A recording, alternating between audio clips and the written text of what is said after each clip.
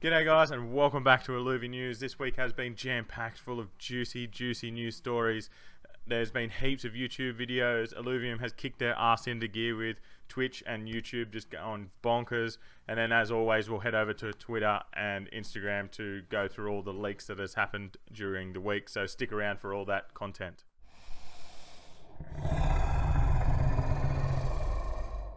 Alrighty, so we'll head straight over to YouTube where Illuvium, as I said before, has gone absolutely crazy. We've had this creating the overworld behind the scenes. It is an amazing video and it is just a walkthrough of 5 of the regions, I think, or at least 5. They go through, the ranger jumps up, they do some running around. I'll play this in the background for a little bit as well. It just looks so good. Obviously this has been restreamed through Andrew's computer and whatever, so the graphics might not be absolutely amazing, but you can get the gist of the scale of the whole thing. If you haven't seen it, I highly recommend you go watch it. It does say 7,957 you have already viewed it, plus some people have done responses to it, so I'm sure if you're in the Illuvium world you have seen this. If you haven't, go watch it. It is amazing. And I think the day before this was released, Grant was on Discord in the CC streaming and took us through some other things, and I didn't catch a recording of that. I think TSG did, and he did a little video on that. Some of the leaks we've seen in there are absolutely amazing as well. Some private beta 2 stuff that I cannot wait to get my hands on. Hopefully it should be right around the corner. But we'll step forward and Illuvi Talks. This is the second episode. It looks like it's going to be weekly. They've gotten some big brain people on here. Obviously, you've got Frobe and Scoriox, who are content creators for Illuvium. And then down the bottom there, you've got JP, who is the CEO of Arcade. All of them know their crypto gaming, gaming or Illuvium inside out. This is a great interview as well. They get into the mainstream gamers coming across, esports, and the tokenomics of everything going forward. And then the third little video that they put up, it's also one of the big collaborations of brands, and it's with my favorite team in the NRL. If you didn't know about this, go and check it out. But for 200 Aussie dollars or 1.4 ETH about, depending how much it's gone up or down, you can get a cosplay NFT, which is the Monkeyer. We're wearing the Bulldogs jersey, an actual jersey, and a membership for the 2023 year for the Bulldogs. Obviously that won't really mean much to many people, but I'm sure you'll be able to give it to someone that really wants it. I might have a few mates that might want it, so hit me up. The jersey looks amazing. I love the design. It really plays on what the Bulldogs jersey already looks like and puts the Illuvium spin on it, and then the monkey wearing the jersey looks sick. If you zoom in, it has Illuvitas on the chest and Illuvium 0 up here. I just love it. And then outside of YouTube, Stockhead did a quick interview with Kieran. It's just a written one down here with a few questions as to why they went with Bulldogs and a few other things. It's cool. It's a little 2-minute read. I'll link it down the bottom if you want to have a look. And it just goes into a bit more detail as to why he went with the Bulldogs. Kieran is a big Bulldogs fan, so that's kind of where it started. But anyway, we'll head over through the Discord where I found a few snippets of some juicy information that some of the founders and other people within the Illuvium team have dropped this week. So we'll start off with probably the biggest one that I reckon that has happened. So Johnny from the Illuvium, he's been well deep in Illuvium 0 for a very long time. I think he was out of it for a bit, but now he's back. He's focusing on it. They're doing sprints. He was talking about how close they are. They're doing another sprint now, just getting the UI up to scratch and a few other things. The next update will be some kind of video with the UI updates, and after that there will be alpha release. And then I think this was yesterday afternoon, the alpha is planned for September. We're working super hard to get this done. Not long. That is next month. We could have IZ within a month. Can't wait for this. But anyway, we'll move on to the next one I found. Kieran, I want the NFT. I'm 100% going to print it on the metal through the merch store. He's talking about the Bulldogs cosplay NFT that I talked about just before. He wants it. He's obviously going to get it. And he wants to print it on those metal things that he's got the other Illuvatars printed on. Can't remember what they're called exactly, or just metal plates. That's a cool feature for cosplay holders, give them the ability to print on our metal plates. So it may be a thing, which I reckon is pretty cool, that you can get your digital art made into real art, even if it is just one of the NFTs. They're obviously going to be doing it for Illuvatars, so surely it'd be easy to get this cosplay onto one as well. And then Grant, talking about hollows. Hollows are definitely the final piece of this Illuvium monstrosity. They need to be what keeps people around for the long after the game is dead. It's the same with Pokemon. People go shining hunting. People are going to go hollow hunting. I'm sure someone will end up with a full set of the Illuvatars in hollows. Think about how much effort someone's going to have to go to do that. But it will happen. People do it with Pokemon. They will have every Pokemon in shinies. Maybe it's easy with Pokemon, maybe it's not, whatever, but people are completionists, and people will be doing this, and that is awesome. It means longevity and revenue of the game is going to stay up for longer. So, also, we know how we have the arena where we can wager ETH in battles. It's possible to wager your characters. Pink slips were one of the backups options discussed. So instead of wagering ETH, maybe I might wager my Ramfire against your Ramfire, or Ramfire against your Atlas, or something like that. I reckon that is awesome. I hadn't thought about this before, but that's sick. I'd love to be doing that. Obviously, some people won't want to do that because it is a big risk, but big risk, big reward. Got to risk it for the chocolate biscuit, eh? So that's everything for the couple of snippets that I found through Discord this week. We'll head over to the leaks part of Discord and run through all those for the week. So last week, just after I released Illuvinews, they had a AMA with Kieran into Discord, and straight after that, Grant jumped on the CC streaming and just whipped out a few of these guys in the arena, and oh my god, they look good. That's the water flish. That's the earth Atipo, and that's the earth Docker. These are all free-to-play characters, and they look amazing. Look at the detail in his body. The tongue out, the eyes, the water. Can't fault these. I'm pretty sure that's the earth one. Maybe it's the fire one. But anyway, it looks amazing. Still a work in progress, guys. Still a work in progress. Go down. We've got the mammoths. Again, I love how their brains are sticking out. Just a cool little feature, but just the hair, the depth that goes into their ears, tusks. Love to have one of these guys walking beside, or riding one of them would be awesome through the overworld. Obviously, that's not going to be something in the near future, but I'd love to be able to ride your Alluvials through the overworld.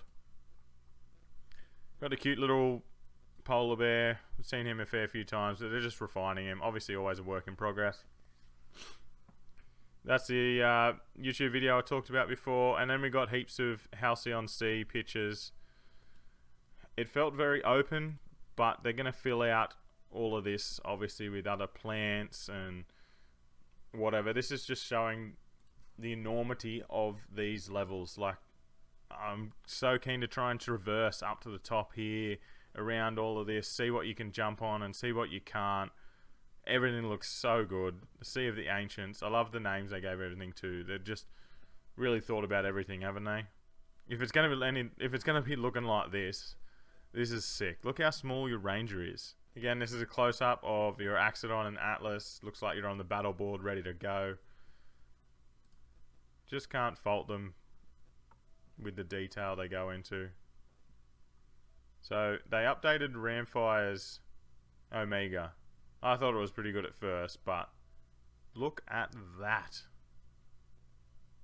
You definitely would not want to be underneath that. And as you can see here, you got the battle board starting to dissolve. Unsure if that's a part of the dimensional stability or something, but I reckon, how cool would that be? As the dimensional stability starts to break, your board starts to disappear, and maybe if your Alluvial's on a part of the board that disappears, it disappears with it. I don't know, this is all speculation, but I know they've got a lot cooking. They've got a lot cooking right now. Go down, we got an IZ. they're really starting to get the VFX amazing throughout these land plots. And as you can see, I don't think I can't zoom in anymore.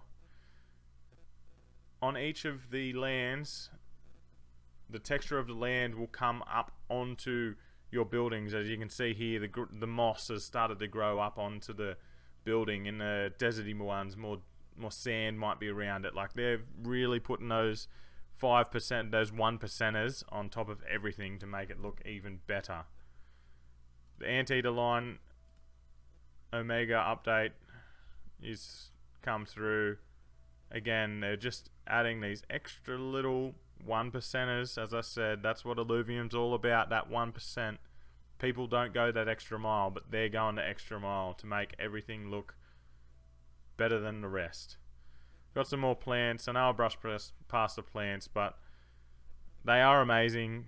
I can't wait to be walking through the fields of these little flowers, and supposedly as you walk through these flowers, they all interact with you in certain ways. So flowers will be later used as procedural to scatter around the region. So it looks like they're just throw them wherever they need to, just to make the region pop a little bit more. So Shard Bluff Labyrinth is starting to come together with some blockouts or just concept art, I'm guessing. But again, the size and enormity of every level is absurd. Like, these are plant life that'll be growing on the outside of walls, and you can jump up on them. Here's some more grass. Particles fly out of the grass when walking through. 1%ers, guys. Maybe I'll call this episode 1%ers, because that's what it's all about. And there was a bit of a blurb about this. I might go and try and find that. Just about Crystal Shores. I'll go and look for that now, actually. So as always, I come through. I've gone back and found it. Alexis from Illuvium is talking about Crystal Shores right here. This world and concept is really awesome. This environment is the most particular that I've created so far. By the psychedelic color, the number of crystals, their functions, the patterns in the sand, etc. Everything's being designed a very particular way for Crystal Shores, and I'm sure this is why we know nothing about it yet. It is going to be so much more in depth than the rest of the regions, because it is closer to the outer shell. There's all the crystals. Like, why are they all here? So keep going. It's also the hardest because it's very pure and very charged at the same time. So maybe you go back there to charge your crystals or something. I don't know. I'm in love with Crystal Shores. I cannot wait to be running around there. I've got my land there, so I am a little bit biased as to why Crystal Shores is going to be the best, but it looks like they are putting the effort in, and again, the 1%ers. So here we go, back onto the Leaks channel. There's more from Shard Bluff Labyrinth. I don't know why I can't say that. But this is obviously the obelisk and where you will spawn.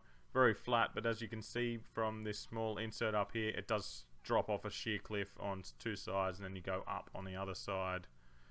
It looks like there's a bit of a tunnel through here. Obviously, this is in blockout stage. As we know now, this is how they do it. Block it out, send it away, get it dressed, bring it back, hit those last 10 to 5%. And look how sheer that cliff is. Look how far you drop off. It is huge. There's heaps in here, guys. I just go and have a look yourself. I'm not going to go through all them. Squiz. Everyone loves Squiz. This is him doing his attack. I'm sure people cannot wait to get him in. I'm pretty sure Private Beta 2 he will be inserted into the game. And I reckon he's sick. That purple and yellow is sick. Awesome colouring. Bit of a blue ringed octopus, I'm guessing. Bit of the Illuvium spin on it. The purple ringed octopus, I guess. And that is us up to date, other than this from Crimson Waste grass test. They love working on their grass, and the grass looks amazing. So we'll head over to Twitter now to catch everything that's happened over there. Actually, we got one more thing. So this here is the place where you go to fuse your 3 Alluvials to evolve to the next stage. As you can see, you put your 3 in down here. Might zoom in a little bit. So as you can see, these down here, this is where you put your 3 cards. When Grant was talking about it, you'll rock up, your cards will come out in front of you, you pick out the 3 you want, your ranger will pick them up, slot them in, and then it will produce in front of you, do its whole animation, and boom, pops out your new Alluvial. Cannot wait for this. I think this is going to be done super well, that it won't get boring every time you go up there, because you will be doing this a lot. So the other big collaboration with a big brand this week was ILV is now on Binance.us. It was on Binance elsewhere in the world, but just not through the US yet, because I think that they have tougher restrictions on things. But this is huge for Illuvium. It is very hard to get on Binance.us, so this just gives us a lot more credibility within the Illuvium world. Before I go on to the other Twitter things, I should just touch on it. The IRP 24 has been voted in yes. That means the Illuvitar's IRP is ready to go and will be implemented straight away.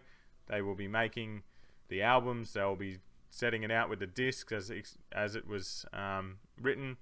I think this is great. Let's go Illuvium. So I'll go through Twitter now. I've really only got 2 threads to go through. One is from Pedro, who I believe is a part of the Illuvium team, who breaks down the tokenomics for Illuvium amazingly. If you're really unsure on anything to do with tokenomics, I'd advise you to go read this thread. I will put this link in the description down below. It is a great read. I don't believe it's too long. It's only 6 posts. Very quick. You'll be able to read that in 5 minutes, if that. This should really explain anything to you a lot more. If you have any other questions, let me know and I might be able to help you there. And then last one, over to Info Alluvial. This video of, I'll try and make it full screen, testing out waves. My comment was, when surfing in Illuvium. Obviously this is only small waves, but look at how they interact with the rocks. You get washed back off these rocks over here, and this wave comes sideways. How easily you send some big waves here, you start getting a wedge. Man, look at these are very small waves. Someone else said when tsunami. There might be a tsunami that comes in and just tears the whole Illuvium world apart, and then it starts to regrow and we get a whole new overworld. Maybe that could be the future of Illuvium. But anyway, guys, that will do it for today. Hopefully I've brought you the news how you like it. But anyway, if you haven't already, hit that subscribe, hit that bell, leave me a comment down below, and I will see you next time.